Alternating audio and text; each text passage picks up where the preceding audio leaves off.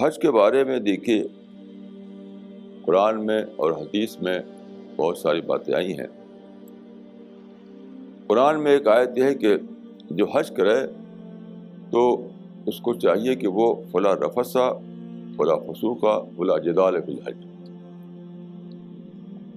3 باتیں کہ جو آدمی حج کرے اس کو چاہیے کہ وہ بچے رفث سے، فسوق سے اور جدال سے. یہ تینوں جو ورڈ ہیں بہت ہی امپورٹنٹ ہیں. رفث کا مطلب ہے یعنی گندی بات کرنا، بیہودہ بات کرنا، ہنسی مذاق کرنا. یعنی اکثر لوگ آپ جانتے ہیں کہ عادی ہو جاتے ہیں کچھ بیکار باتوں کرنے کے. تو کہا گیا کہ حج جب تم نکلو تو رفث سے بچو. اس کو معنی ہے کہ بہت ہی تمہارے اندر سیریسنس آنا چاہیے، سینسیئرٹی آنا چاہیے. انسینسیئر لوگ جو ہوتے ہیں وہ رفث کرتے ہیں، یعنی بیہودہ باتیں، جوک چھوڑنا، ہاں ہاں کرنا،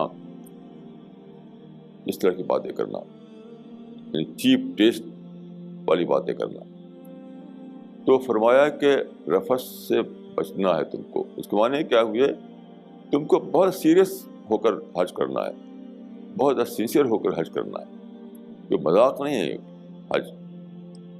بہت ہی زیادہ تمہارے اندر سنجیدگی ہونی چاہیے جب تم حج کے لیے نکلو تو. اس طرح سے فسوق کا مطلب ہوتا ہے یعنی ڈیویٹ کرنا، خروج کرنا. یعنی جو اس پرنسپل دیے گئے حج کرنے کے قرآن میں یا حدیث میں، وہ پرنسپل سے ہٹنا، تو یہ ہے فسوق. یہ بہت ہی امپورٹنٹ بات ہے کیونکہ عام طور پر آپ دیکھیں کہ لوگ عادی ہوتے ہیں ڈیویشن کے. ایک اسٹریٹ لائن ہوتی ہے، ایک سیٹ آف پرنسپلس ہوتے ہیں، کچھ سیٹ آف ویلیوز ہوتے ہیں، اسی کو اڈہیئر کرنا، ادھر ادھر ڈیویٹ نہ کرنا. تو یہ بہت ضروری ہے حج کے زمانے میں، ورنہ حج ہی نہیں ہوگا. جو آدمی ڈیویٹ کرے گا ادھر ادھر تو حج نہیں ہوگا. آپ جانتے ہیں کہ لوگ بہت زیادہ عادی ہوتے ہیں اس کے، یعنی اسٹرکٹلی کسی ایک چیز کو فالو کریں اور دائیں بائیں وہ نہ ہٹیں.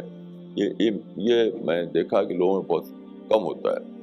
تو حج جو کا ایک اعتبار سے اس کی ٹریننگ ہے کہ ڈیویشن سے بچو، ادھر ادھر بھاگنے سے بچو. اس کی ٹریننگ ہے حج میں. اور تیسری چیز فرمائی کہ جدال یعنی جھگڑا، کوئرل.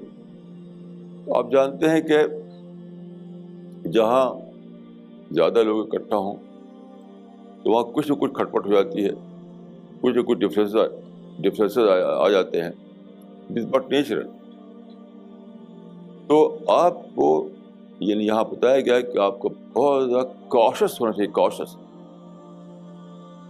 کہ جب ہم مل جل کر ایک عبادت کر رہے ہیں، بہت سے لوگ اکٹھا ہیں، تو ضرور کچھ نہ کچھ آئے گا ایسا کہ میری بات آپ کو خراب لگے، آپ کی بات مجھے خراب لگ جائے. تو اس کے معنی ہے کہ پیشنس کی تعلیم دی گئی. بہت زیادہ پیشنس، اوائڈ کرنا، صبر کرنا، اگنور کرنا. اس کا مطلب یہ ہے.